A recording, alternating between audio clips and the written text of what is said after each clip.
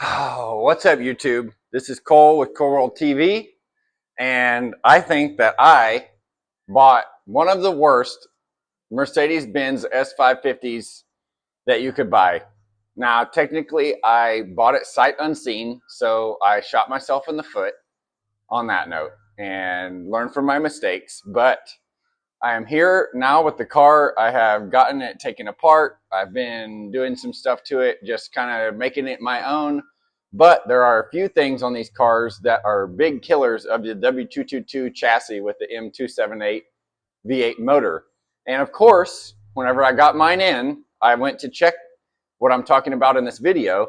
And of course, 3 out of the 4 were leaking oil. And I'm sure by the title of the video that a lot of you already know what I'm talking about. Talking about these right here, these little camshaft sensors that sit right across the top of your motor. 1, 2, 3, 4, 2 on each side. They're very easy to get to, thankfully, so you don't have to really take off anything other than your air inlet tube for your air intake to get to them. So the deal is there's a little O-ring on these, and then there's a magnet inside of here, and then obviously electrical connection. So what happens over time is the OEM sensors that Mercedes-Benz puts in, the magnet seal fails, and then oil seeps from inside your motor, inside this electrical connection, into the wire harness. And then after that, if you don't check it and catch that in time, the oil eventually goes through the wire harness, eventually reaching your ECU, which on this motor is right on top of the motor, and the length that the oil has to travel really isn't that far in relativity. So yeah, like I said, 3 out of 4 of mine were leaking. I took all of them out. I have them right here. These are the OEM ones, and the updated ones from Mercedes. I ordered some parts through FCP Euro and also Auto House AZ, but the updated ones, as you can see, have a green O-ring. So it's a different O-ring, same exact sensor, but a different O-ring that hopefully should not fail. And I also have, I don't have them sitting right here by me, but I also have a small wiring extension that goes in between this and the factory plug.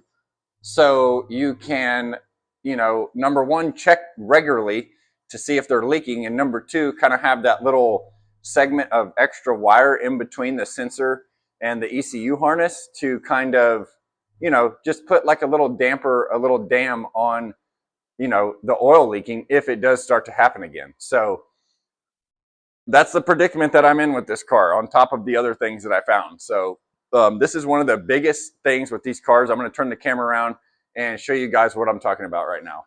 Take a look at where these sensors are so you can change them yourself. Okay, so here is the top of the motor. And as you can see, I've already got one of the sensors changed out right here and plugged in. Here's the location for the other one on the passenger side, right next to the oil fill. And then driver's side, we're going right here. There's another one right here behind this little electrical connection. As you can see, I loosened that, and I also loosened the bolt for this to get that one out. And then the fourth one is right over here. So that's what fails. There's the old sensors right there. There's the new one.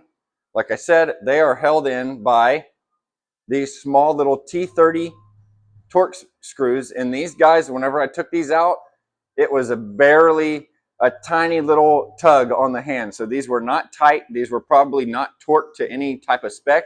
They're just, hand tight, just barely, just right when you feel it snug, just stop.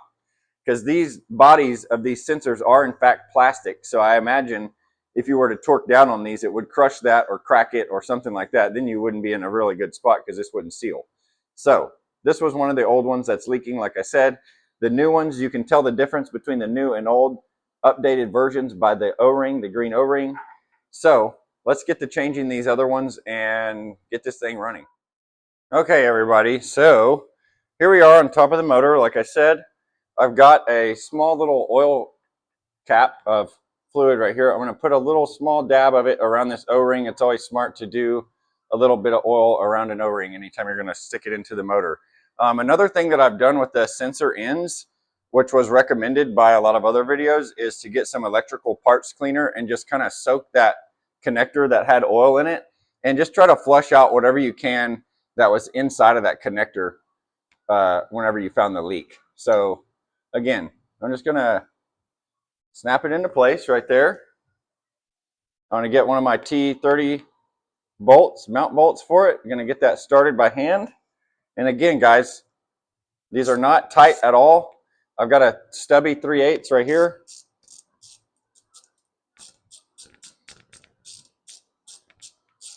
Let's do this all by hand. These go by pretty quick. So I've got it pretty snug by finger.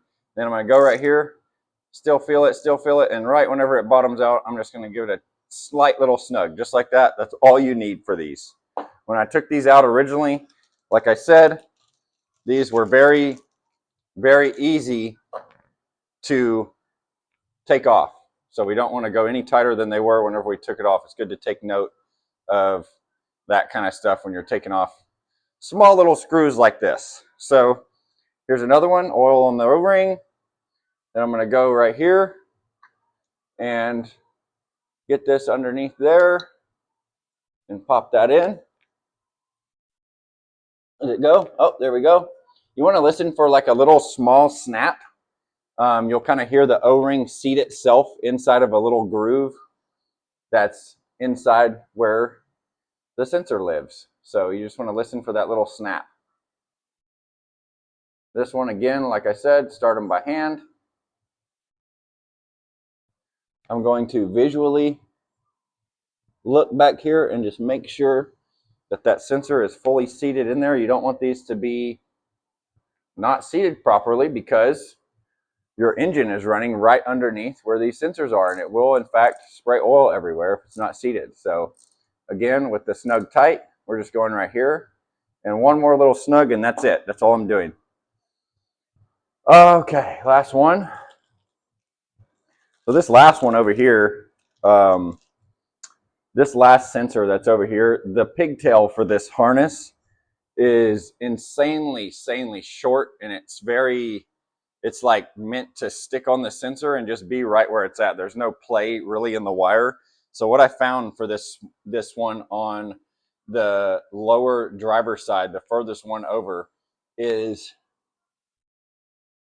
that I want to connect this actually before I put it into its socket right here. So I want to do that, connect it, and then get this sensor in its spot, just because it was so hard to get that, even just the sensor end off of the the harness off of the sensor. So I've got it in there now. Go by hand again right here. Got it in there. Now I'm going to take my stubby again, 3/8 with the T30. I'm going to go right here, get it nice and snug, and then just a little bit past snug, and that's all you need right there. So now let's take you in here and check it out. You got the new sensor there. We've got the new sensor there. And the other one there, that's the one I was talking about. This one is very short right here on the harness end, so you want to connect that before you set that down in there. And yeah, that's pretty much it, guys. Like I said, all you got to do is take off this intake tube there, these right here. You just got to slide these off. While I'm at it, I am going to replace the engine air filters because they're dirty. I can kind of see through this hole right there to just visually inspect. They were quite dirty.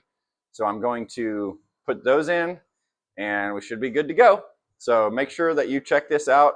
If you have a Mercedes-Benz S550 with the M278 motor, again, mine's a 2015, rear wheel drive. Another thing that leaks on these that also has to do with the camshaft is these large circular sensors right here, 1, 2, and then 3, 4. So there's 4 on each of those as well. Those can leak as well, but luckily I popped off my sensors and they were super dry.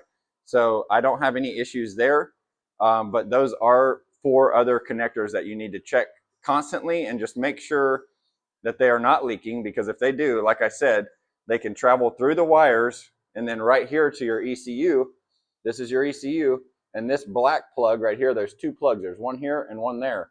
This black plug here is the one that has all the wires that come in from your camshaft sensors and all that. So this one, you can just pull this little black tab right here and pull that harness out. And if you notice a leak here, always go and check here after that and see if there's any fluid inside this harness connector. Because if there's fluid inside this, that means fluid has reached your ECU, and you're probably on the verge of having to replace this and your entire harness, which that is not cheap. So be religious about checking these if you have an S550, and help the engine last a little bit longer, and make sure you get these updated sensors with the new O-rings and all that, and you should be good to go. Other than that, these cars are pretty reliable. There's a few other little things that you need to look for and all that, but this car seems fine. So wanted to make a little video, so hope you guys enjoyed it.